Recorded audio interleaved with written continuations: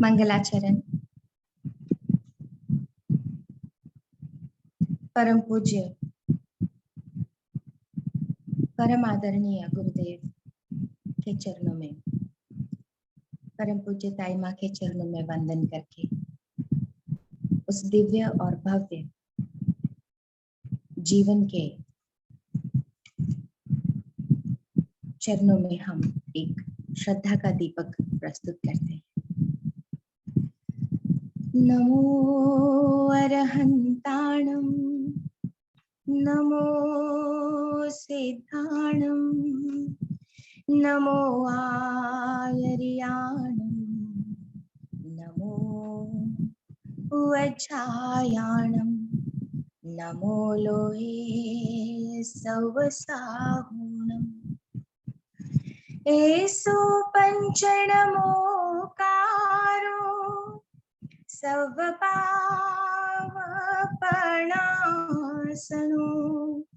मङ्गलानं च सवेसिं पढमं हवै मङ्गलम्, पढमं हवै मङ्गलम्।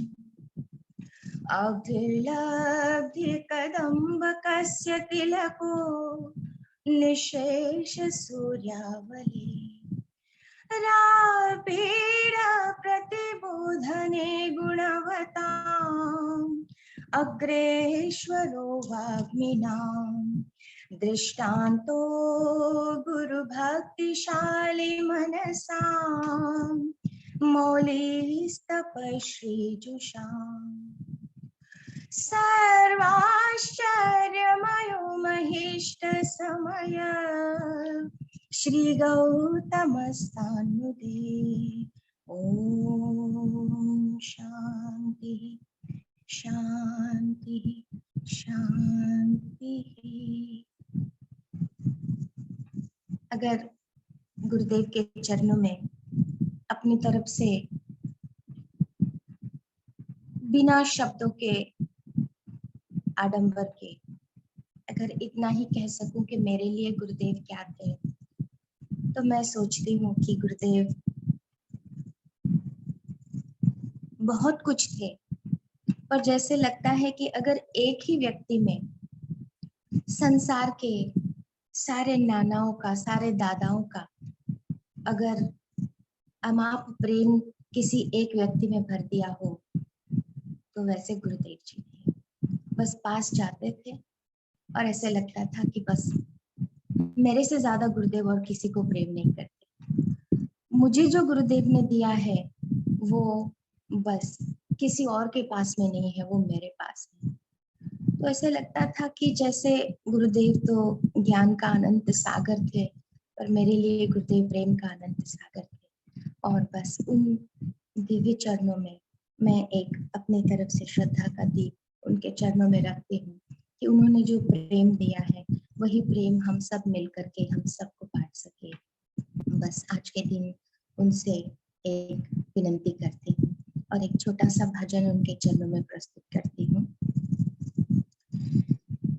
चरणों में तेरे रह कर गुरुवर प्यार ही प्यार मिला, श्रद्धा से जब पूजा हमने तो जीवन ज्ञान मिला। चरणों में तेरे रह कर गुरुवर प्यार ही प्यार मिला। तुम संग ऐसी प्रीत लगी के छूटा जग हमसे, जादू तूने ऐसा किया के जोगी बन बैठे,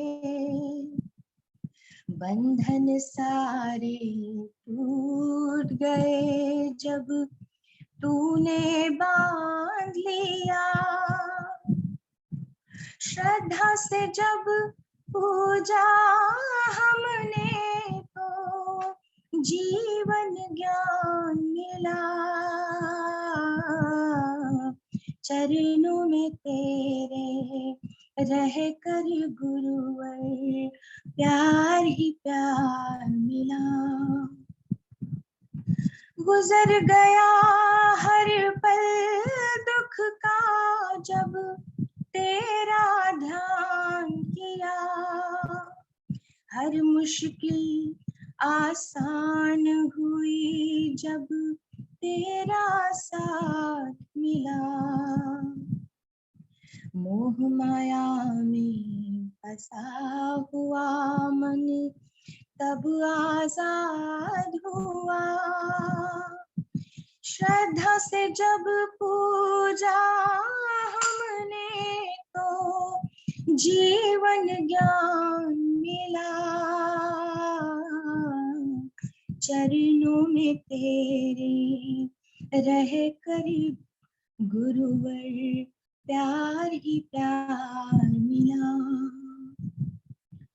जीना मरना सब देखा जब जग में जी करके, जीते जी मरने की कला को सीखा है तुमसे। तू ही है अब माझी मेरा, नैया पार लगा। श्रद्धा से जब पूजा हमने तो जीवन ज्ञान मिला, चरणों में तेरे रह कर गुरुवर प्यार ही प्यार मिला, प्यार ही प्यार मिला।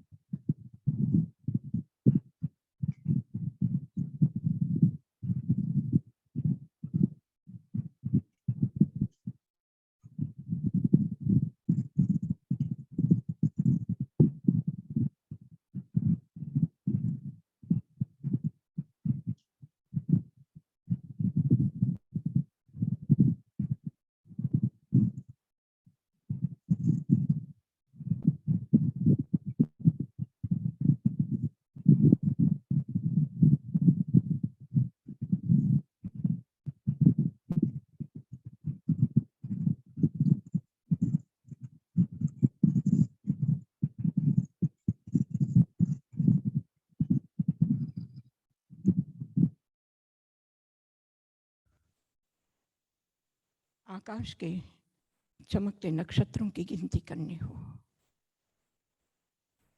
हजारों पेड़ों के पत्तों की गिनती करनी हो, संभव नहीं है,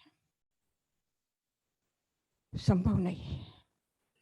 किसको पकड़े, किसको छोड़े, किसको गिने, कौन छूट जाएगा।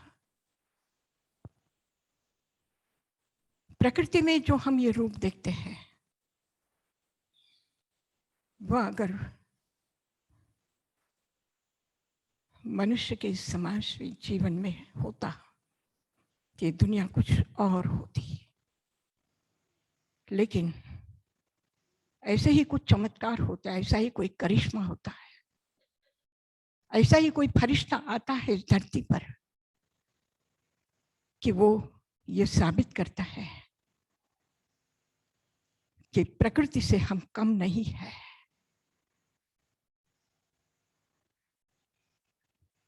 और ये किसी पुराने पृष्ठों की बात नहीं है, हमारी आंखों ने देखा, उनके साथ जिया। ऐसी वो दिव्य विभूति परम पूज्य गुरुदेव है। गुरुदेव के लिए भी कुछ कहना हो, कुछ बोलना हो, कुछ समझना हो, कुछ अनुभव करना हो, तो किस तरह से, किस दिशा से उन्हें देखे, किन शब्दों में उनको कहे, किन भावों से उनको अभिव्यक्त करे, बहुत कठिन है। और जैसे कि हमारे आचार्यों ने कहा था कि असित गिरि समम स्यात् कज्जलम सिंधु पात्रे लिखित यदि ग्रहीत्वा लेखनी पत्र मूर्वम तदपि तव गुणानाम मीश पारम न याति। मेरू पर्वत जितनी स्याही और क्षीर समुद्र में उसे डुबा करके उसे अगर इस धरती को एक पुष्प पत्र बना करके, कागज बना करके साक्षात सरस्वती भी आकर के वो उनके गुणों को लिखे, तदपि तव गुणानाम मीश पारम न याति, फिर भी आपके गुणों का कोई पार, कोई किनारा नहीं मिलेगा। और किनारे की बात नहीं, किसी एक ही बात को लेकर के हम उन्हें समझना चाहिए, जानना चाहिए, तब भी मुश्किल है, तब भी मुश्किल है। ये संसार द्वंद्व से भरा है, धूप है, छांव है, सुख है, दुख है, प्रिय है, अप्रिय है, और हमारा जीवन इन्हीं में उलझ करके रह जाता है। लेकिन इन सारी उलझनों को कोई दूर कर सकता है तो वो है गुरुदेव। उनके पास केवल फूल ही फूल थे, कांटे नहीं थे। उनके पास छाव थी, उनके आंचल की, ताप नहीं था। उनके पास गरीब अमीर के भेदभाव नहीं थे। जैसे कि अभी संघमित्रा जी ने कहा कि गुरुदेव जी से जो मुझे मिला है वो मेरे पास ही है और किसी के पास नहीं। और यह अनुभूति हर व्यक्ति की है, हर वो सर्वोदय व्यक्ति की है कि गुरुदेव जी से जो हमें मिला है वो केवल मेरे पास से मुझे मिला है, औरों को नहीं मिला है। नहीं तो प्राय करके लोगों की शिकायत होती है कि उसको प्रति ज्यादा प्रेम है, मेरे प्रति नहीं है। एक माँ की दो बेटे हो तो उनको भी शिकायत होती है, लेकिन गुरुदेव जी के लिए पास में ये नहीं था। किसी भी व्यक्ति के अनुभूति में ये नहीं है कि मुझे नहीं देखा, मुझे नहीं पूछा, मुझे नहीं मिला। और वही बात उनके साहित्य में भी है, उनकी साधना में भी वही है। अगर कोई सुखी व्यक्ति आया है तो उसे भी आशीर्वाद मिला है, तो दुख से जिसे किसी ने अपनाया नहीं उसे उन्होंने अपना बनाया है। वृक्ष पर से गिरते हुए पुष्प, वृक्ष से गिरते हुए फूल और फल पत्ते कोई नहीं उठाएगा, ऊपर से तोड़ के ताजा फ्रेश लेना चाहेगा। लेकिन गुरुदेव जी की कमाल थी कि गिरा हुआ पुष्प धरती पर पड़ने से पहले ही उसे उठा लेते थे, किसी को गिरने नहीं दिया। किसी के पास में, उनके पास में आने के बाद में जैसे वो दुख, ताप, संताप सब कुछ भूल जाता था, उसके जीवन की डिक्शनरी में से शब्द निकल जाते थे। आज हम गुरुदेव जी को, गुरुदेव जी के साहित्य में भी देखते हैं तो वही रूप है कि बड़े से बड़े विद्वान भी, बड़े से बड़े विद्वान भी जिन पंक्तियों पर गर्व करते हैं, और एक छोटा से छोटा प्राथमिक कक्षाओं में पढ़ने वाला छात्र भी, बच्चा भी, और जिसे पढ़ना नहीं आता वो भी अगर उस कविता को दोहराता है तो वो भी आनंदित होता है। ऐसी ऐसी कविताएं कि जिसमें संयुक्त अक्षर नहीं, इतनी सरल सहजता से बच्चे उसे आसानी से ग्रहण कर सकते हैं। और ऐसे क्लिष्ट से क्लिष्ट लेख है कि जिनको पढ़ने के लिए पढ़ने वाले को सैकड़ों किताबें पढ़नी पड़ेगी तब उसे समझ पाएंगे। ऐसे सर्वांगीण व्यक्तित्व, सबकी अनुभूति उनके पास में थी, सर्वानुभूति के धारक थे। कहना नहीं पड़ता था, अपने जीवन की किताबें खोलनी नहीं पड़ती थी उनके सामने, बल्कि बंद किताबों को वो पढ़ लेते थे। कोई जाकर के एक शब्द भी नहीं बोले उनके पास में, तब भी वो सब कुछ समझ जाते थे और उसको सांत्वना देते थे, उसके आंख के आंसू पोंछते थे। इतना प्यार, इतना स्नेह, अद्भुत अद्भुत है वो, विलक्षण। और हमें सौभाग्य प्राप्त हुआ है कि उनके चरणों में बैठने का, इन आंखों को सौभाग्य मिला है उनके दर्शन करने का, उनके चरण छूने का और आशीर्वाद पाने का। तो आज उनके जन्मदिन पर उनके चरणों में संपूर्ण समर्पण करते हुए अपने आप को भी हम धन्य समझते हैं। और कहा जाता है कि बड़े पेड़ों के पास में छोटे पेड़ नहीं पनपते। दूसरा एक वृक्ष के साथ में उसके ही साथ साथ दूसरा बड़ा वृक्ष, उसके ही साथ एक दूसरा कल्प वृक्ष नहीं होता है। लेकिन गुरुदेव जी ने इस बात को भी मिथ्या साबित किया। सबके प्रति स्नेह, सबको उभारना, सबको करना। मिट्टी के कण-कण को उन्होंने जैसे सींचा है, ऐसे धरती के जन-जन को उन्होंने सींचा है और सबको उभारने की सबको करें। और परम सौभाग्य है कि परम पूज्य गुरुदेव का वो साक्षात बिंब, प्रतिबिंब नहीं, बिंब अगर हम किसी में देख सकते हैं तो हम ताई माँ में देख सकते हैं। उसी रूप में हमें गुरुदेव जी के रूप में ही ताई माँ मिली है। और इसीलिए गुरुदेव जी की आराधना, गुरुदेव जी की वंदना, गुरुदेव जी के अर्चन पूजन हम ताई माँ के अर्चन पूजन से अपने मन को कर लेते हैं और वही हमें वहां से प्राप्त होता है। हम धन्य हैं कि हमारी झोली खाली नहीं है, हमारी झोली खाली नहीं है। हम परम सौभाग्यशाली हैं कि हमें वो अखंड स्रोत, अखंड धारा आज भी बरसती हुई मिल रही है। और उसे हम क्या कहें, बस इतना ही कह सकूंगी कि शब्द में समाय नहीं एवं तो महान। शब्दों में वो नहीं समा सकता है, ऐसा वो महान है। शास्त्रों में समाय नहीं एवं तारु ज्ञान, जो शास्त्रों में समा नहीं सकता है ऐसा वो महान ज्ञान है। और किसी सूरज में समा नहीं सकता है ऐसा उसका प्रकाश है। और किसी चंद्रमा, किसी अमृत में वो संजीवनी नहीं मिलेगी जो इन चरणों में मिलती है। हम धन्य हैं।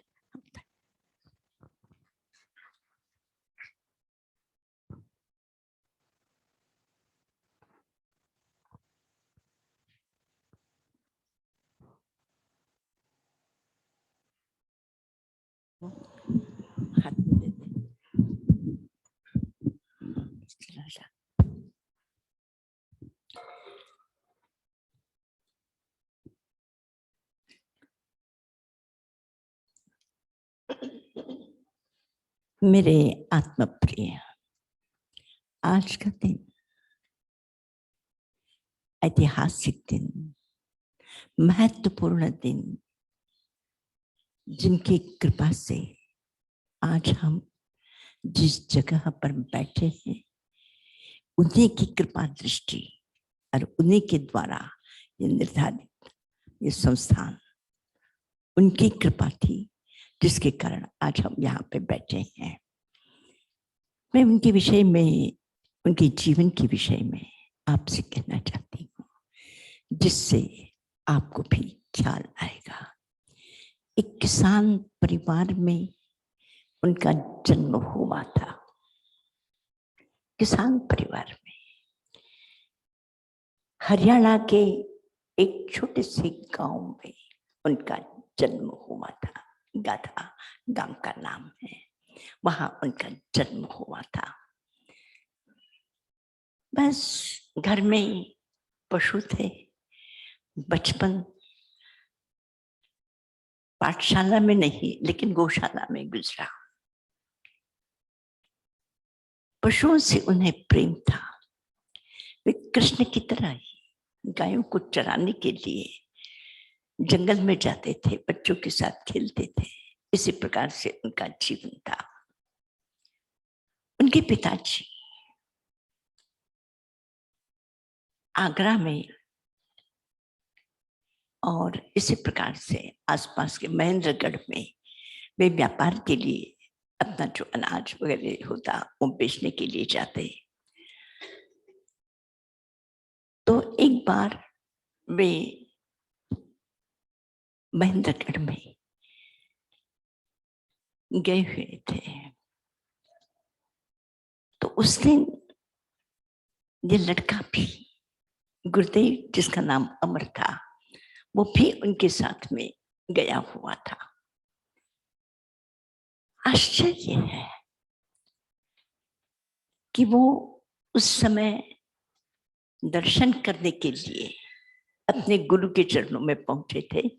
वहां पूज्य पृथ्वी चंद्र जी महाराज और मोतीराम जी महाराज, उनके जो गुरु थे, वो उस गांव में महेंद्रगढ़ में ठहरे हुए थे। तो वो भी वहां पे गए उनके साथ में, अपने पिताजी के साथ में। पिताजी को आश्चर्य हुआ कि मेरे सेठ, मेरे मालिक, उनके भी गुरु हैं, तो मैं भी उनके पास जाता हूँ। और पिता गए तो पिता के साथ वो बच्चा भी साथ साथ चला गया। 9 वर्ष की लगभग उनकी उम्र थी। गुरुजी ने देखा, अमर को देखा, और गुरुजी ने कहा कि ये बच्चा असाधारण है, ये बच्चा असाधारण है, ये सामान्य नहीं है, ये मानव जाति के कल्याण के लिए इस बच्चे का जन्म हुआ है, तुम्हें आशीर्वाद है। आश्चर्य है। पिता ने कहा, मैं क्या कर सकता हूँ इसके लिए?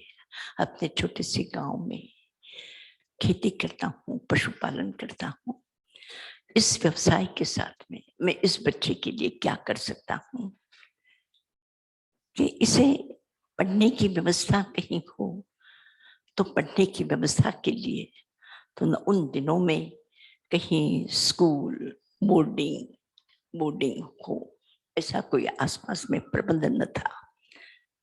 तो उन्होंने कहा कि अगर आप, पिताजी ने कहा कि अगर आप सोचते हैं कि मेरा बेटा भाग्यशाली बनने वाला है, इतना महान बनने वाला है, देश और दुनिया का कल्याण करेगा, तो आप कृपा करके आप अपने पास इसे रख लीजिए।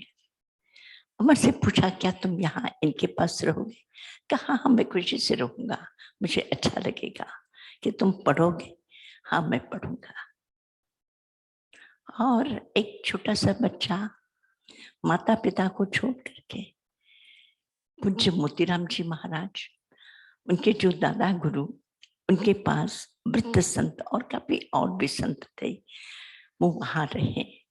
समाज में एक बालक, तो उसको बहुत प्रेम करते थे सब बच्चे को, और भोजन कराते थे, रखते थे, पढ़ाते थे। आश्चर्य है कि 4-5 साल तक पढ़ने के बाद में उसका मन गुरुजी के साथ में लग गया, और गुरुजी ने कहा कि गुरुजी, अब तो मैं आपको छोड़ करके कहीं नहीं जाऊंगा, आपके साथ ही रहूंगा, आपके पास ही दीक्षित बनूंगा। तो वे माता पिता आए, गुरुदेव से पूछा क्या करना है? बोले बालक से पूछो, बालक की जो इच्छा होगी, हम बालक का हित चाहते हैं और उसकी भावना का सम्मान करते हैं। जो बालक का मन हो आप बता दीजिए, आप क्या चाहते हैं?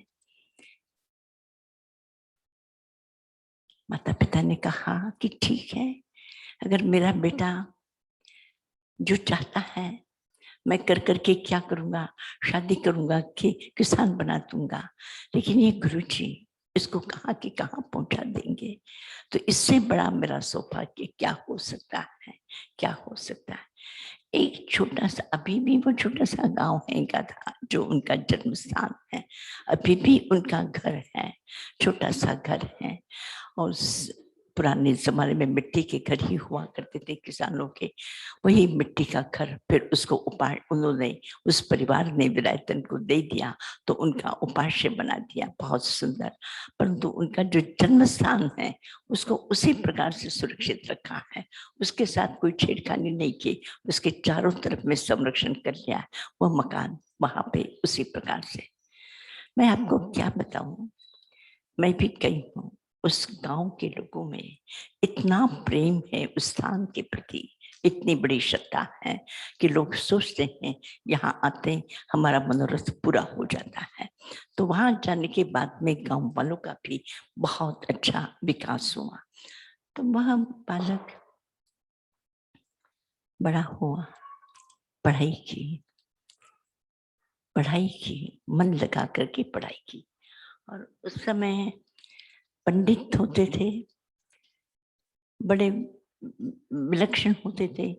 पंडित कहते थे हम तो अपने स्थान को छोड़ करके कहीं दूसरों के घरों में हम पढ़ाने के लिए जाते नहीं हैं।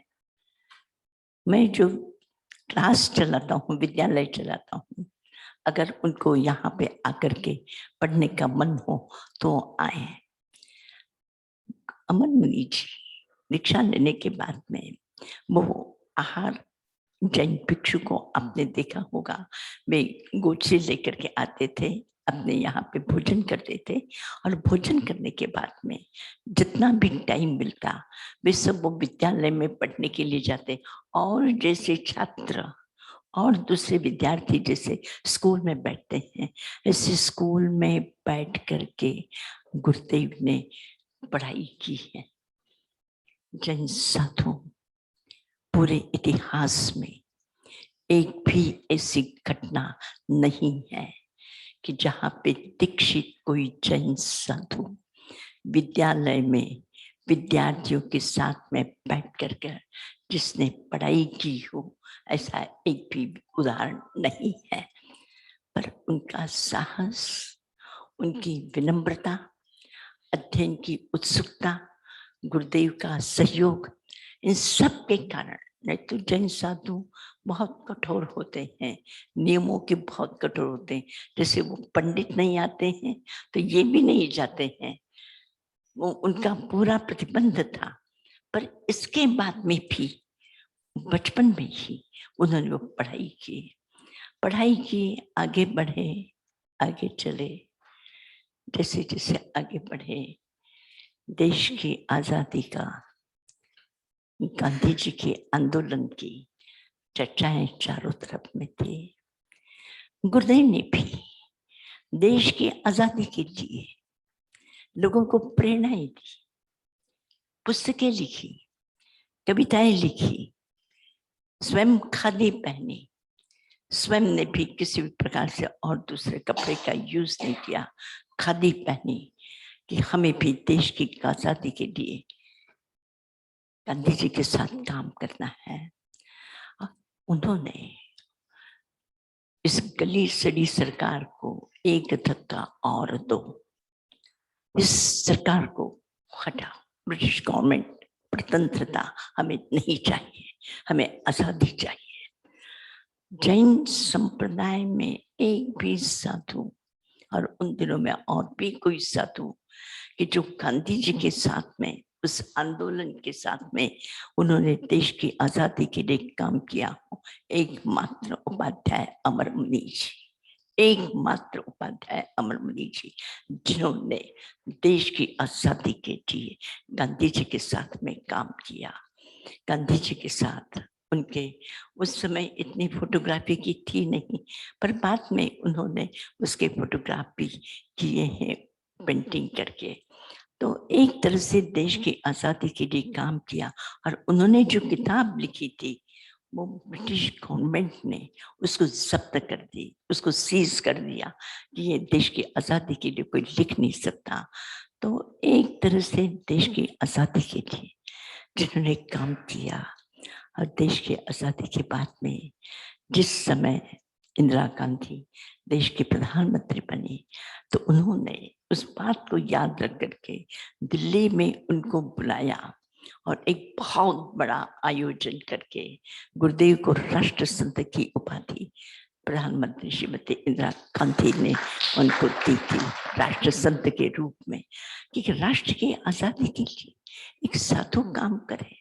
और ऐसा नहीं कि वो सामाजिक दृष्टि से, लेकिन मैं आप लोगों से कहना चाहती हूँ कि उपाध्याय अमर मुनि जी के जो प्रवचन हैं, जो साहित्य हैं जिन्होंने उन्होंने लिखा है, एक तरफ में पूरे के पूरे जैन समाज के साधुओं का 50 नहीं सैकड़ों साधु हैं और हजारों किताबें प्रकाशित हैं, एक तरफ में उनका ढेर कर दो और एक तरफ में गुरुदेव के लेखों का, उनके प्रवचनों का, आज भी पुराने होने के बाद में भी सब लोग उसकी नकल करते हैं, गुरुदेव के विचारों की नकल करते हैं, गुरुदेव की किताबों की नकल करते हैं, उनकी कविताओं की नकल करते हैं।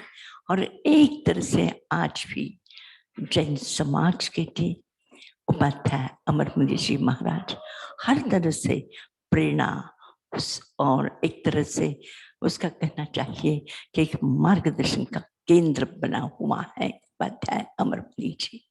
उनका जीवन गजब का जीवन, गजब का जीवन। उन्होंने कभी रास्ते से चलते हुए वो उड़ीसा की तरफ में विहार कर रहे थे, देखा एक संत है, आश्रम है, एक संत है, बीमार है, उनके पास सेवा करने वाला कोई नहीं है। और गुरुदेव जी उस संत को उसको लिटा देते हैं, उसकी सेवा करते हैं। उसको ठंड लग रही थी तो अपना जो शॉल है वो शॉल भी उतार करके उन्होंने उसको उड़ा दिया। जा रहे थे रास्ते रास्ते से उस संत को देखा, उसके पास में उसकी सेवा करके उनको सांत्वना दी और भी किसी प्रकार की मदद करने की जरूरत थी, लोगों को प्रेरणा दे करके उनको मदद की। नहीं तो क्या है, जैन साधु, एक वैष्णव साधु बीमार है तो उससे उनका क्या लेना देना, लेकिन उसका भी उन्होंने ध्यान रखा। इतना ही नहीं, विहार करते करते पैदल चलते थे, चलते चलते जंगल में एक महिला वो लकड़ी का भार उठा रही है, पर लकड़ी का भार उसे उठ नहीं रहा है, तो गुरुदेव ने उस लकड़ी के भार को स्वयं मदद करके उसके सिर पर रखवा दिया। विहार करते करते एक गाड़ी है वो नाले में जा रही है, तो नाले में जा रही है तो नाले में से वो गाड़ी निकल नहीं रही है और वो आदमी बैलों को मार रहा है। तो वो मारो मत कहना बहुत आसान है।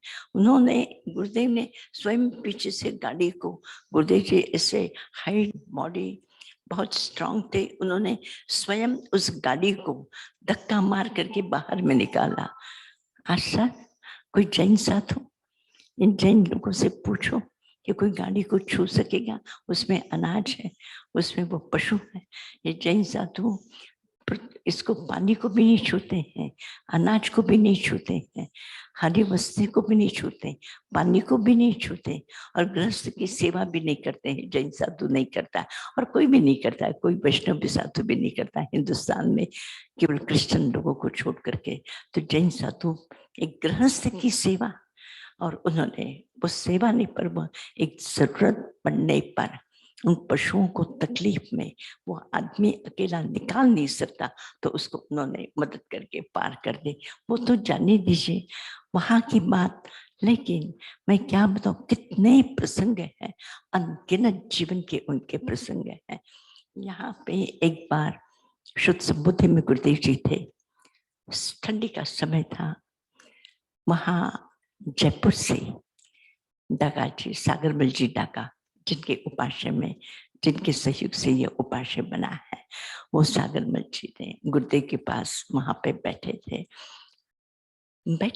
तो एक ठंडी का समय था, तो उन्होंने एक अच्छा कीमती पश्मीना शॉल गुरुदेव को उन्होंने उड़ा दिया कि गुरुदेव जी ठंडी बहुत है, आप इसे ओढ़ लीजिए। गुरुदेव को कुछ समझ में नहीं आता, लेकिन मैं तो जानती हूँ कि पश्मीना शॉल बहुत कीमती शॉल, तो वो उन्होंने ओढ़ रखा था। दूसरे दिन वो चले गए। दूसरे दिन एक वृद्ध सन्यासी फटा पुराना था, एक छोटा सा कमंडल हाथ में था, वह आकर के गुरुदेव के पास में बैठ गया। मैं उधर में शुद्ध समुद्र के सामने ही, उधर में पीछे की तरफ में, मतलब पूरब की तरफ में मैं काम करा रही थी, लेबर लोगों से काम करा रही थी, पर मेरा ध्यान गुरुदेव के पास में था। तो वो आदमी बैठा है, कितना टाइम हुआ, 10 बज गए, 11 बज गए, तो गुरुदेव जी उससे बात कर रहे हैं। मैं सोचती हूँ फटे पुराना हाल, कोई बहुत बड़ा आदमी किसी के साथ बैठे, पर एक साधारण से साधारण व्यक्ति, साधारण से साधारण, गरीब से गरीब, उन्होंने किसी की जेब नहीं टटोली, किसकी जेब में पैसा है तो मैं इससे बात करूं, गरीब है तो सबके साथ में उनकी जो एक समानता का भाव था, विलक्षण भाव था, तो पंथ संप्रदाय जाति इनसे परे होकर के वो थे। मुस्लिम भक्त भी उनके थे, उन्होंने जैन धर्म को स्वीकार किया है दिल्ली में। ये जो मुशहर जाति के लोग हैं वे लोग भी उनके भक्त हैं।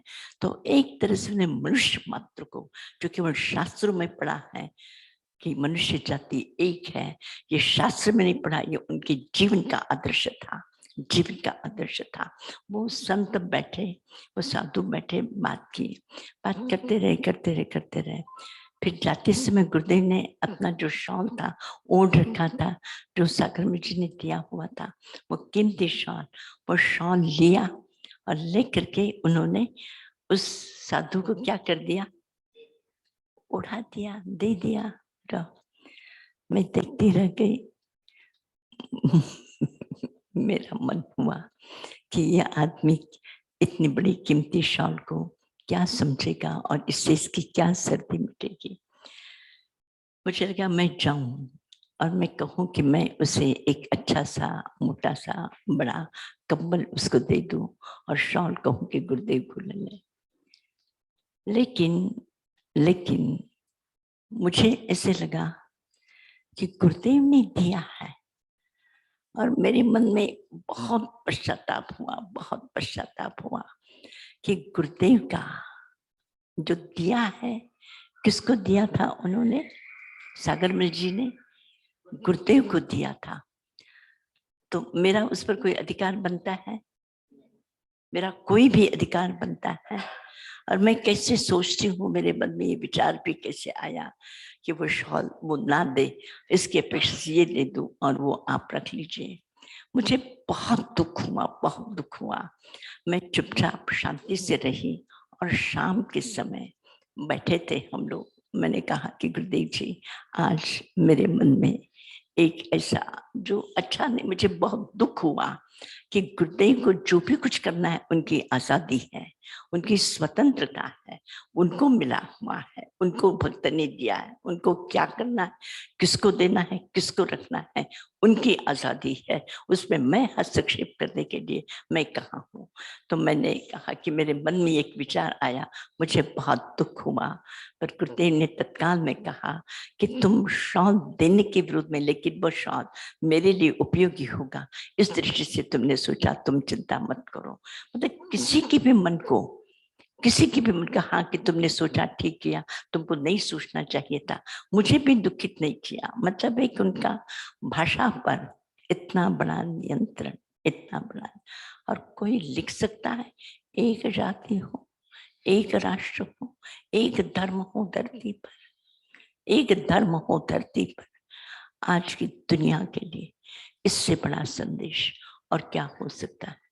कोई भी। और आप देखते हैं कि मुझे यहाँ पे इतना समय हो गया, मुझे नहीं पता कि आप किस जाति के, आप किस जाति के, आप किस जाति के, आप किस जाति के, मुझे नहीं पता, ना मैं पूछूंगी कभी कि आप किस जाति के हैं, किस धर्म के हैं, किस पंथ के, किस गुरु को मानते। वो एक अपना व्यक्तिगत है, उसके अपने संबंध व्यक्तिगत है, उसका सामाजिक जीवन में उन सारी जातीयता का क्या संबंध है, क्या लेना देना है, यह हमारी अपनी कल्पना है। और मुझे गुरुदेव के इन विचारों से मैं 100% सहमत हूँ कि मुझे भी ऐसे लगता है कि एक तरह से गुरुदेव ने जो कहा है कि मनुष्य जाति की जो परिकल्पना है, वह जो एक अखंडता है, उस अखंडता अगर आज इस पृथ्वी पर होती, आज अखंडता पृथ्वी पर होती, तो युद्ध होते, एटम बम बनते, सेना बनती, जितना स्कूल के लिए, हॉस्पिटल के लिए हम अपना खर्च नहीं करते हैं, उससे कई गुना अधिक स्वतंत्र सुरक्षा के लिए, देश की सुरक्षा के लिए, बॉर्डर पर सेना के लिए, शस्त्र के लिए इतना खर्च हम करते हैं। हम अपने जीवन को बचाने के लिए, लेकिन हमारे दुश्मनों को मारने के लिए, मतलब किसको मारने के लिए? दुनिया में कोई भी ऐसी और जाति है, पेड़ पौधे, पशु पक्षी, किसी के पास लाखों करोड़ों सब जी रहे, इंसान भी इसी प्रकार से जीता। मनुष्य ही एक ऐसा जो अपने आप को बुद्धिमान समझता है, अपने आप को समझता है कि हम बहुत बुद्धिमान, हम बहुत ज्ञानी हैं, हमको जितनी शास्त्र पढ़ते हैं, शास्त्र लिखते हैं, किसी पशु के पास नहीं। लेकिन आज एक पशु, मैंने अभी कुछ दिन पहले लोग आए थे, मैंने कहा कि तुम समझता, जिसको तुम गधा कहते हो, जिसे तुम गधा कहते हो, उसको एक बार बीड़ी देख करके देखो कि एक बीड़ी पी लो, वो पिला सकोगा क्या कोई एक गधे को बीड़ी? तुम उसे गधा कहते हो, तो गधा क्या कहेगा? आपको गधा कहेगा। ये अपने मेहनत से पैसा कमाते हैं, अपने परिश्रम से पैसा लाते हैं, और उसी परिश्रम से अपने शरीर को, ये शराब पीते हैं, अपने स्वास्थ्य को बिगाड़ते हैं। मैं लोगों को जब मैं देखती हूँ तो मुझे आश्चर्य होता है कि मनुष्य जाति जो अपने आप को बहुत ऊंचा समझती है, इतनी अभी भी अज्ञानी है कि उसने हिंसा के लिए दुश्मन बना करके दुनिया के साथ में इतनी जो शस्त्रास्त्रों की, इतनी बड़ी शस्त्रास्त्रों की इतनी बड़ी सेना खड़ी कर दी है, और इतना बड़ा खर्च कर दिया है कि आज लाखों व्यक्ति जिनके लिए पढ़ाई का प्रबंध नहीं है, लाखों परिवार ऐसे हैं जो आर्थिक दृष्टि से परतंत्र हैं, आराम से जी नहीं पाते, लाखों व्यक्ति की जिंदगियां इस प्रकार से जिनके स्वास्थ्य की सुरक्षा के लिए उनको ठीक तरह से उपाय उपचार मिल नहीं पाते, ये परिस्थितियां हैं। उसके बाद में भी हमारे दुश्मन हमको मारने के लिए उनके बड़े बड़े शस्त्र भंडार हम पैदा करते हैं। वो पैसा कहाँ का है? कौन सा पैसा है? कोई आसमान से आता नहीं, न धरती में से कोई धरती उगलती है। ये पैसा आपके परिश्रम से इकट्ठा हुआ वो पैसा, वो दुश्मनों को मारने के लिए। क्यों दुश्मन है? एक धरती हो, एक धर्म हो, सारी मछलियां समुद्र में रहती हैं, वो इस देश की मछली, उस देश की मछली, आकाश में पक्षी रहते हैं, वो इस देश के हैं, इस प्रांत के हैं, ये है। आकाश में अगर पक्षी उड़ करके रह सकते हैं, समुद्र में मछलियां, एक दूसरा देश उनके लिए कुछ नहीं है, इसी प्रकार से इंसान ऐसा नहीं रह सकता। क्या हमने जातीयता के नाम पर, धर्म के नाम पर, संप्रदाय के नाम पर हमने मनुष्य के जो टुकड़े टुकड़े करके हमने अपने आसपास में इतने बड़े दुश्मनों की संख्या तैयार। मैं यहाँ पे थी, शुरुआत में थी, तो जैनेन्द्र जी जो बहुत बड़े लेखक थे, वो जैनेन्द्र जी यहाँ पे आए हुए थे, यशपाल जी भी आए हुए थे, जैनेन्द्र जी भी आपने नाम सुना होगा। ये दोनों बहुत हिंदी के बहुत बड़े साहित्यकार वो आए। मैं बैठी थी यहाँ पे, वो भी मेरे पास आकर के बैठ गए, कहा कि यहाँ पे आप जिस वातावरण में रहते हैं, तो जो चौकीदार है उसके तो हाथ में कुछ भी नहीं है, आप कम से कम एक बंदूक तो दिला दीजिए, एक बंदूक तो दिला दीजिए। मैंने उनसे कहा कि अगर किसी भगवान के मंदिर को, भगवान की भूमि को बचाने के लिए अगर शस्त्र चाहिए, अहिंसा को बचाने के लिए, अहिंसक लोगों को बचाने के लिए अगर हम शस्त्र का उपयोग करते हैं तो उस अहिंसा का विश्वास है हमारा। मैंने कहा मैं तो बंदूक तो छोड़ दूं, मैं तो लाठी देने के भी पक्ष में नहीं हूँ कि किसी के हाथ में लाठी दे करके किसी को, मैं तो शब्द की अपनी जबान भी, गाली भी मत दो, गोली मारना तो बहुत दूर है, गाली दे करके भी किसी को अपमानित ना करो। तो एक तरह से मनुष्य जो है अगर वो प्रेम करना सीख ले, एक दूसरे से आत्मीयता रखे, एक दूसरे से सम्मान करे, गुरुदेव का संपूर्ण विरायतन का यही एकमात्र आदर्श और विचार रहा। यहाँ आने के बाद में मैं आप सब लोगों से पूछती हूँ, आप सब बैठे यहाँ के लोग हैं, बाहर के लोग भी सुन रहे हैं, कितने परिवार यहाँ पे ऐसे होंगे कि जब मैं यहाँ पे आई हूँ जिसको मैं अपना कहूँ, कौन था हमारा, कोई हमारी जाति का, कोई हमारे गांव का, कोई हमारे प्रांत का, कोई हमारे धर्म का, कोई हमारा रिश्तेदार। राजगीर में एक भी है, एक भी है, एक भी है, एक भी व्यक्ति है हमारा। और आज मैं खड़ी हो जाऊं और मैं कहूं कि अपने को मिलकर के एक काम करना है, तो कितने लोग तैयार होंगे? अब सब लोग साथ में आ जाएंगे। अब कहेंगे कि माता जी हम आपके हैं, कहोगे कि नहीं? तो यह खरी रिश्तेदारी कि वो रिश्तेदारी जो बनाई जाती है, जो मिलाई जाती है। आज कितने ही लोग ऐसे हैं, कितने ही लोग ऐसे जो तमाम कठिन, मैं रस्तोगी जी जैसे व्यक्ति 50 साल से, जब से मैं आई हूँ तब से विरायतन के अकाउंट को वे बराबर देखते हैं, वो बराबर विरायतन को संभालते हैं कानूनी दृष्टि से। रस्तोगी जी पटना वाले हैं, आप सब जानते हैं। एक ऐसे व्यक्ति कि जो व्यक्ति इस तरह से कि अपना मतलब समझ सके विरायतन मेरा अपना है। कितने ही लोग हैं कि जो जैन नहीं है लेकिन जैनों से भी ज्यादा मुझसे प्रेम करने वाले, विरायतन से प्रेम करने वाले, विरायतन के लिए काम करने वाले ऐसे सैकड़ों लोग उपस्थित हैं। ये मैंने कमाया है। और महावीर कहते हैं अगर ये राजगीर के लोगों को अगर अपने साथ जोड़ा जा सकता है तो क्या हम दुनिया को अपने साथ नहीं जोड़ सकते? दुनिया के लोगों से हम प्रेम नहीं कर सकते? मैं कहती हूँ प्रेम, आज मनुष्य का जो हृदय है वो सूख गया है, वो सूख गया है। वो अपने परिवार से भी प्रेम नहीं कर पाता। परिवार के 2 बच्चे होंगे तो एक बच्चा अलग, दूसरा बच्चा अलग, हम परिवार से भी प्रेम नहीं कर सकते। और तो क्या दुनिया से प्रेम करने की बात करेंगे?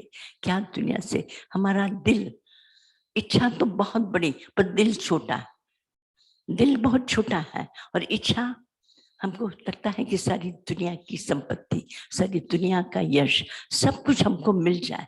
हमारी इच्छा बहुत बड़ी है पर हमारा दिल एक छोटे से उस घर में रहते हैं, उस घर से शरीर और दिल इतना, शरीर तो काफी मोटा ताजा 5 फीट का लंबा चौड़ा 50 60 70 केजी वजन वाला, लेकिन मन दिल चीटी जितना, चीटी जितना, चीटी जितना। मैं तो सोचती चीटी भी, चीटी को मैं तो चीटियों से भी बहुत प्रेम करती हूँ। मुझे चीटियां भी बहुत अच्छी लगती हैं।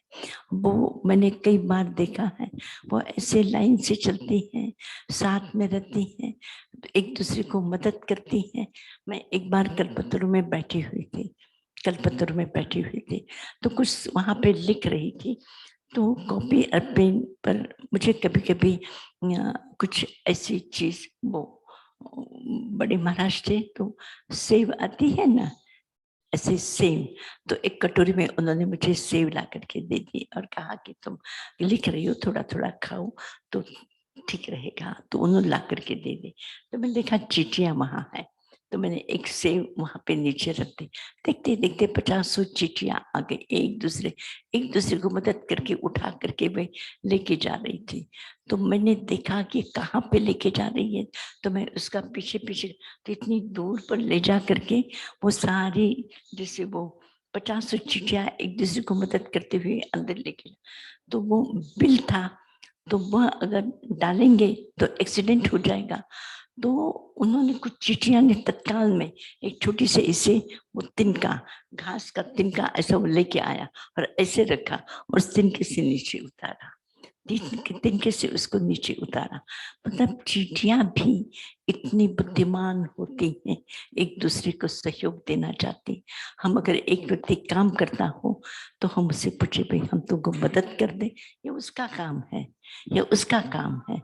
मनुष्य पता नहीं क्या हो गया है इंसान को, इतना उसका विचार, इतना शास्त्र, इतने ग्रंथ, इतने धर्म, इतने मंदिर, इतनी पूजा पाठ, जबान पर देखो तो भगवान का नाम, लेकिन जीवन में जिस तरह से भगवान के सद्गुणों का अवतरण होना चाहिए, गुरुदेव का जीवन वैसा था कि वो केवल पढ़ा नहीं था, उनका जीवन उस रूप में अवतरित हुआ था। उनके जीवन में उन्होंने सबसे प्रेम किया, सबको दिया, सबके लिए काम किया। इतना बड़ा साहित्य आज भी विरायतन की संपदा है, विरायतन की जमीन, विरायतन के मकान, विरायतन के लोग, विरायतन के हम सब लोग। और आपको जान करके बहुत प्रसन्नता होगी कि 4 दीक्षाएं आज के दिन हुई हैं, आज के दिन हुई है। श्रुति जी की दीक्षा भी आज के दिन हुई थी, दीक्षा दिन है, मतलब गृहस्थ जीवन छोड़ करके श्रुति जी ने आज दीक्षा ली थी। दूसरे शिलापी जी महाराज जो आज कच्छ में काम कर रहे हैं, इतना बड़ा काम, जितना विरायतन है बड़ा, 250 एकड़ में कच्छ का अपना संस्थान है, 11 कॉलेज है, स्कूल है, हॉस्टल है, गेस्ट हाउस है, लड़कियों के हॉस्टल है, भोजनशाला है, बहुत बड़ा ऑडिटोरियम है। और अभी एक नया प्रोजेक्ट समोशन वहाँ पे बनने वाला है और 3000 बच्चे कॉलेज में पढ़ते हैं। एक तरह से देखो तो यूनिवर्सिटी जैसा कॉम्प्लेक्स इतना बड़ा, उसको पे शिलापी जी वहाँ पे संभाल रहे हैं। और संप्रज्ञा जी की दीक्षा आज के दिन गुरुदेव के जन्मदिन पर हुई है। और चौथी रोहिणी जी की दीक्षा भी गुरुदेव के जन्म, आज जैसा पवित्र दिन हमारे लिए। और आप में से किसी का भी मन हो, बहुत घर देख चुके हैं, घर का सब कुछ देख चुके हैं, और यहाँ का हमारा जीवन भी आप देखते हैं। अगर किसी का भी मन हो, किसी का भी मन, यहाँ गुरुदेव स्वयं जैन नहीं थे, वे किसान परिवार के लड़के थे। आज वो जैन समाज के सर्वमान्य संत हैं, सर्वमान्य संत हैं। समाज में अगर सबसे बड़ी किसी की प्रतिष्ठा है तो बात है अमरमुनि जी महाराज की है। जैन समाज अगर किसी के विचारों पर प्रभावित है, चाहे वो किसी भी पंथ परंपरा का हो, वो बात है अमरमुनि जी के विचारों से प्रभावित है।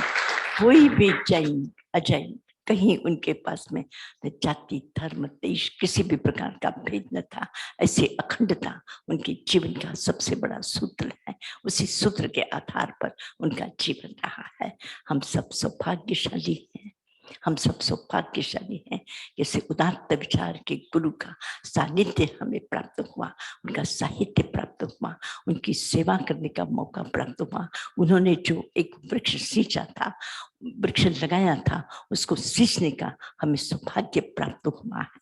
हम सब आज बहुत बहुत अपने आप को भाग्यशाली समझते हैं। बस हम कोशिश करेंगे कि गुरुदेव के विचारों के साथ ही हमारा अपना जीवन रहेगा। तभी सही अर्थ में गुरु पूजा मनाने का अर्थ है उनके आशीर्वाद से हमें इतना मिला है, तो उनके हम रिटर्न गिफ्ट देंगे कि नहीं,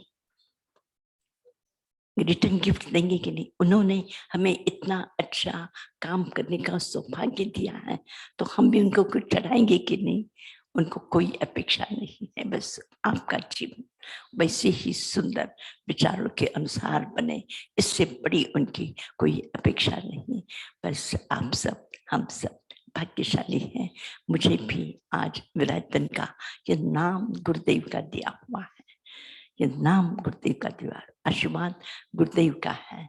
और एक तरह से इसी कारण आज ये 50 साल में 10,000 बच्चे विरायतन में अलग अलग जगह पे, नेपाल के समय में भी, नेपाल में भी आज अपना स्कूल विद्यालय बन रहा है।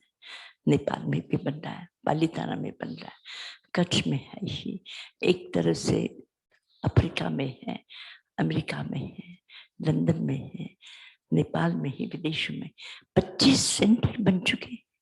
25 सेंटर, इतने बड़े एक व्यक्ति जैन समाज में इतनी बड़ी किसी संस्था का विकास नहीं हुआ है जितना विरायतन का विकास हुआ है।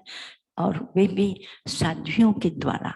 पुरुष अगर इतना बड़ा काम करता है तो समझ में भी आता है, छोटी छोटी साथियों के द्वारा इन लोगों ने काम की जाकर के प्रेरणा दी, शुरुआत की और विस्तार दिया। और मैं सोचती हूँ कि आज भी नए से नए प्रोजेक्ट, बॉम्बे में एक नया प्रोजेक्ट आ रहा है और वहाँ पे कांदिवली में रिसर्च इन एजुकेशन सिस्टम, उस सेंटर का नाम होगा रिसर्च इन एजुकेशन सिस्टम। उसमें होगा कि आज हम इतने शास्त्र हैं, इतने ग्रंथ हैं, इतने विद्वान हैं, इतने बड़े बड़े पॉलिटिशियन हैं, इतने स्कॉलर हैं, इतने धर्म हैं, इतने धर्म गुरु हैं, पर मनुष्य सुखी नहीं है। क्यों नहीं है? हमारे अध्ययन में, हमारे विचारों में कहाँ बीमारी है? शरीर में कौन सी बीमारी है? समाज में कौन सी बीमारी है? मनुष्य जाति में ऐसी कौन सी बीमारी है कि मनुष्य ने बाह्य दुनिया में इतनी तरक्की की? पहले हम अलग ढंग से रहते थे, आज हमारे साथ एक छोटी सी मोबाइल में, एक छोटी सी मोबाइल में साधारण से साधारण, मैंने पीछे वो बूढ़ी महिलाएं हैं, उनकी इसमें भी वो मोबाइल निकाल करके वो मोबाइल में ऑनलाइन में देखती हैं, वो बुढ़ियाँ देखती हैं, ऑनलाइन में सुनती हैं। तो मैं सोचती हूँ कि इस मोबाइल ने सारी दुनिया में इतना टेक्निकल डेवलपमेंट कर दिया है, लेकिन विचारों में कुछ नहीं। कहाँ ऐसी कमी है कि जिसके कारण मनुष्य प्रसन्न नहीं रह पाता? प्रसन्नता अगर रहना आ जाए तो मैंने यहाँ पे वह समय निकाला है, वह समय निकाला है कि जहाँ जिस समय केवल केवल केवल दाल भात खा करके मैंने कई दिन तक यहाँ पे निकाले हैं, पर मुझे कभी भी अफसोस नहीं हुआ कि मैं अपने परिवार को, अपने संघ को, अपने समाज को, अपने क्षेत्रों को छोड़ करके मैं यहाँ पे ऐसे ही मैं सहरसा गई हूँ और बिहार में उस बाढ़ के सुपौल गई हूँ, सहरसा गई हूँ, वहां पे कैंप करवाया है। ऐसी मतलब इतनी परेशानी कि जहाँ रहने की जगह की व्यवस्था न थी, उस जगह पे जाकर भी काम किया है। लेकिन मुझे कभी ऐसा मुझे तकलीफ हो रही है ऐसा मुझे कभी महसूस नहीं हुआ। जब उस काम के प्रति खुशी होती है, काम के प्रति प्रसन्नता होती है, उस परमात्मा के प्रति विश्वास होता है, तो व्यक्ति अपने जीवन में किसी भी बड़ी से बड़ी समस्याओं में से भी खुशी से निकल करके वो यशस्वी होता है। तो मैं आप सब लोगों से प्रार्थना करती हूँ, आपको सूचन करती हूँ कि जीवन में उस परमात्मा के प्रति, उस गुरु के प्रति पूर्ण आस्था के साथ चलिए और खुशी से चलिए, अपने आप को समर्पित कर दीजिए और समर्पित करके गुरु के चरणों में अपना जीवन के उनके मार्गदर्शन के अनुसार चल करके आपके जीवन में कभी कोई कमी नहीं हो सकती। उस गुरु की कृपा से सब कुछ अच्छा होगा। बस आशीर्वाद आज गुरु पूजा पर इन दीक्षित साथियों के लिए भी बहुत बहुत आशीर्वाद है और आप सबके लिए भी इस गुरु पूजा पर आपको उनका पूजा करेंगे तो उनका प्रसाद मिलेगा ही। पूजा करने से प्रसाद हम नहीं देते, प्रसाद उनकी तरफ से मिलता है, प्रसाद हमें मिलेगा। हमारे दिल में पूजा का भाव होना चाहिए। बहुत बहुत धन्यवाद। आशीर्वाद आज के इस गुरु पूजा पर सबके लिए।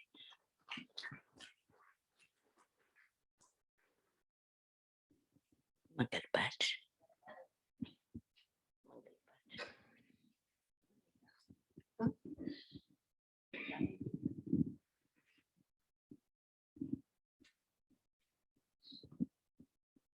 कुछ भी नहीं असंभव, कुछ भी नहीं असंभव, लाइला कवली, कुछ भी नहीं असंभव।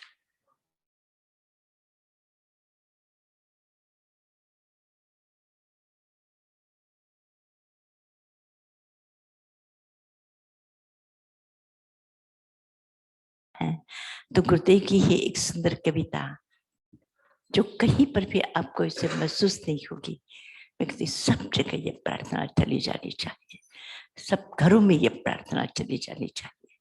और ये एक एक शब्द इतने हिंदी के सरल शब्द हैं, कोई शब्द अगर हमें याद हो जाए तो उन शब्दों में आपको अपने जीवन के सूत्र मिलेंगे और उस सूत्रों से, सूत्रों के आधार से आपको एक बहुत बड़ा सहारा मिलेगा।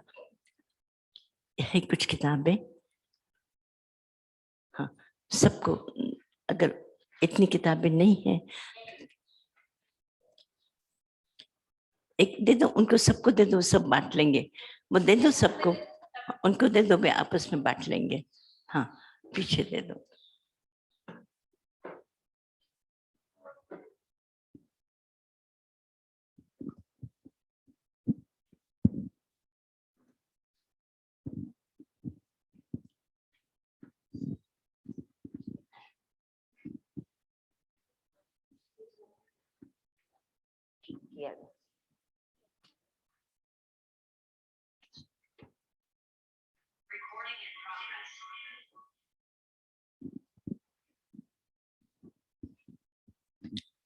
गुरु दीपक गुरु चांदनो,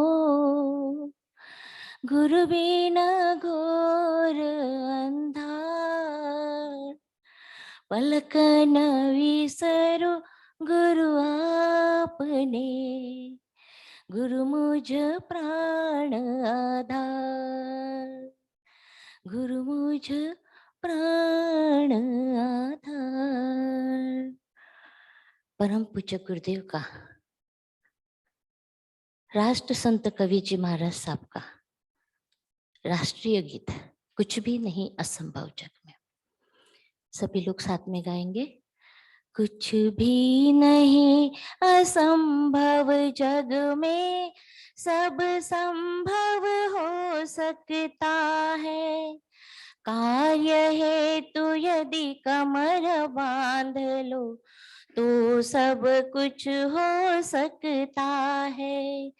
जीवन है नदिया की धारा, जब चाहो मुड़ सकती है। नरकलोक से स्वर्गलोक से, जब चाहो जुड़ सकती है। बंधन बंधन क्या करते हो, बंधन मन के बंधन है। साहस करो उठो झटका दो, बंधन क्षण के बंधन है। बीत गया वह बीत गया यह, अब उसकी चर्चा छोड़ो। आज कर्म करो निष्ठा से, पल के मधु सपने जोड़ो, तुम्हें स्वयं ही स्वर्णिम उज्ज्वल निज इतिहास बनाना है। करो सदा सत्कर्म विहसते, कर्म योग अपनाना है। मन के हारे हार हुई है, मन के जीते जीत सदा। सावधान मन हार न जाए, मन से मानव बना सदा। तू सूरज है पगले फिर क्यों अंधकार से डरता है। तू तो अपनी एक किरण से जग प्रदीप्त कर सकता है। अंतर मन में सद्भाव की पावन गंगा जब बहती, पाप पंक की कलुषित रेखा नहीं एक क्षण को रहती। धर्म हृदय की दिव्य ज्योति है, सावधान बुझने ना पाए। काम क्रोध मद लोभ हम के अंधकार में डूब न जाए। जाति धर्म के शूद्र हम पर लड़ना केवल पशुता है। जहाँ नहीं माधुर्य भाव हो, वहाँ कहाँ मानवता है। मंगल ही मंगल पाता है, जलते नित्य दीप से दीप। जो जगती के दीप बनेंगे, उनके नहीं बुझेंगे दीप। धर्मन बाहर की सज्जा में, जयकारों में आडंबर में, वह तो अंदर अंदर गहरे भावों के अविनाशी स्वर में। मैं भी टूटे तू भी टूटे, एकमात्र सब हम ही हम हो। एक आया की ध्वनि गूंजे, एकमात्र सब सम ही सम हो। यह भी अच्छा वह भी अच्छा, अच्छा अच्छा सब मिल जाए। हर मानव की यही तमन्ना, किंतु प्राप्ति का मर्म न पाए। अच्छा पाना है तो पहले खुद को अच्छा क्यों न बना ले। जो जैसा है उसको वैसा मिलता, यह निज मंत्र बना ले। परिवर्तन से क्या घबराना, परिवर्तन ही जीवन है।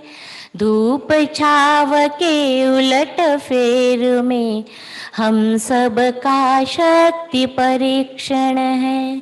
सत्य सत्य है एक मुखी है, उसके दो मुख कभी ना होते।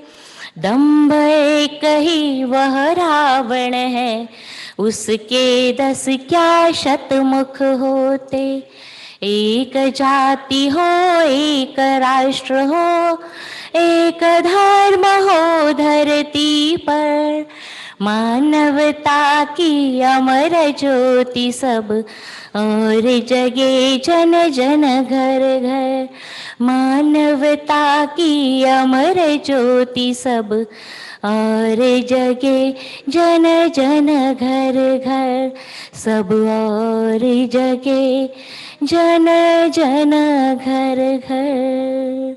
बोलिए परम पूज्य गुरुदेव की।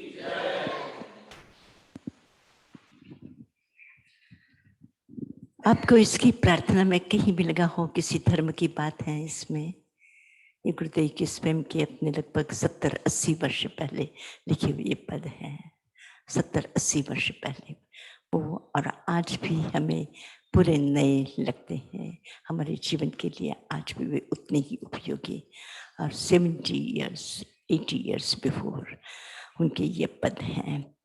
और सैकड़ों किताबें हैं, और आज भी आप आश्चर्य करेंगे, इतना बड़ा कार्टून गुरुदेव के प्रवचनों का युवाचार्य शुभम जी ने अपने हाथ से लिखे हुए हैं।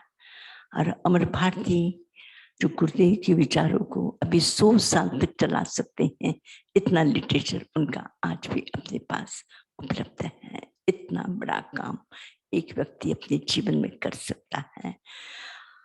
इसे पूज्य गुरुदेव के ये पद हैं, और इन पदों को अगर कभी भी मौका मिले तो आप अपने बच्चों को पढ़ा दीजिए, घर में चले जाइए, अपने लेकर के जाइए, इसको याद कर लीजिए, और जो सूत्र आपको इसमें से अच्छे लग जाए कि बस मानवता हमारे जीवन का सबसे बड़ा उच्च आदर्श हो, ध्यान रख लीजिएगा। कल से दीपावली तक 15 दिन तक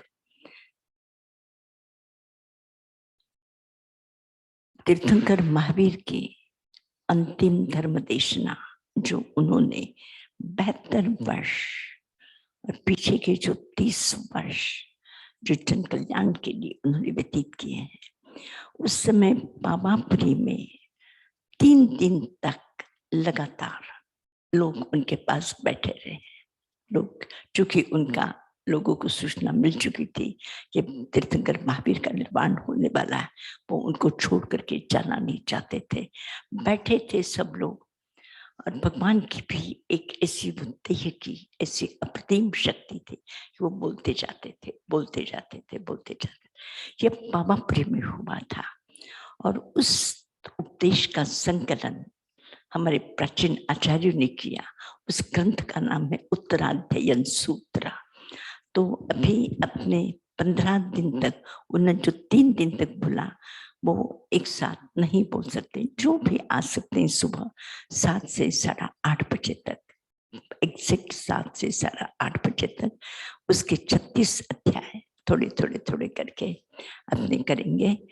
और जो 36 अध्याय है, इसके 36वां जो अध्ययन है वो रात को 11 बजे से 12 बजे तक उनका निर्वाण हुआ था। तो उस समय अपने मंदिर में शाम का रात का वो प्रोग्राम होगा। तो तब तक सुबह नियमित रूप से अपने दीप पर्व है, ये सारे, फिर भाई दूज है, फिर उसके बाद ज्ञान पंचमी है।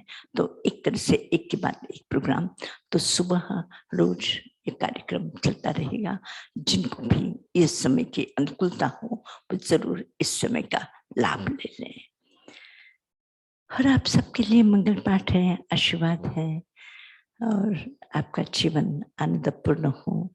दीपावली आ रही है, उत्सव का पर्व है, दिए जलते हैं चारों तरफ। हमारी जिंदगी में भी एक छोटा सा दिया जल जाए, बस उसी की अपेक्षा में हम दीपावली पर्व मनाते हैं। तो कल से हम कोशिश करेंगे कि थोड़ा सा भी समय निकाल सके, काम को थोड़ा सा आगे पीछे खिसक ले और इस समय का उपयोग कर सके। तो सुनने जैसा है वह अध्ययन पढ़ने जैसा है प्राकृत भाषा में उसका, और फिर उसका हिंदी अनुवाद हम में से कोई भी रोज उसको करेगा। मंगल पाठ। नमो अरहंताणम, नमो सिद्धाणम, नमो आयर्याणम, नमो उपच्छायाणम, नमो लोये सव्वसाहूणम, एसो पंचमुक्कारो सव्व पावपनासनो, मंगलानंच सव्वेसिम परमं हवै मंगलम।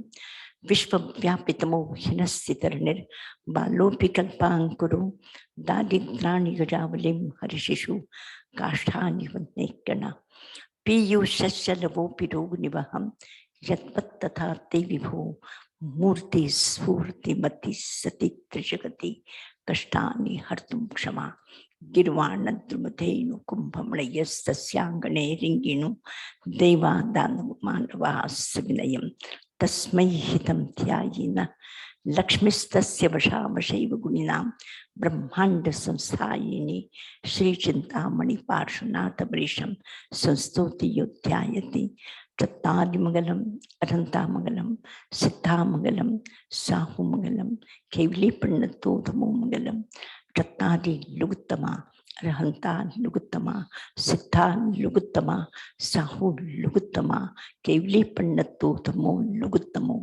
उत्तम है प्रभु का नाम, मंगलमय है स्मरण, पवित्र है मार्ग, उस मार्ग पर चलने की आप हम सब प्रतिज्ञा करेंगे। मैं बोलूंगी, आप सभी दोहराएंगे। चत्वारि शरणं पवज्जामि अर्हन्ते शरणं पवज्जामि सिद्धे शरणं पवज्जामि साहु शरणं पवज्जामि धम्मं शरणं पवज्जामि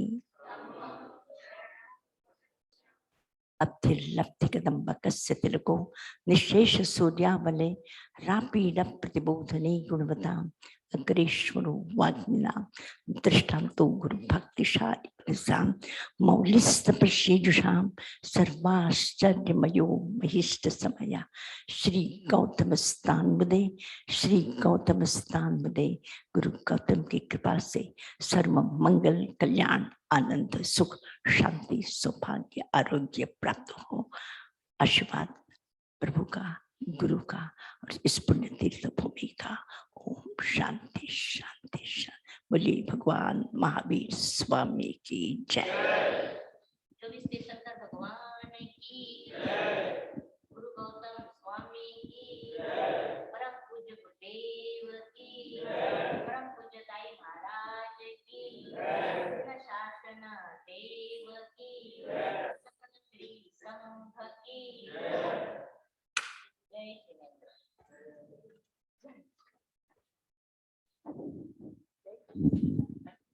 सरल है, बहुत सरल है। उस ईश्वर का जयकार हो।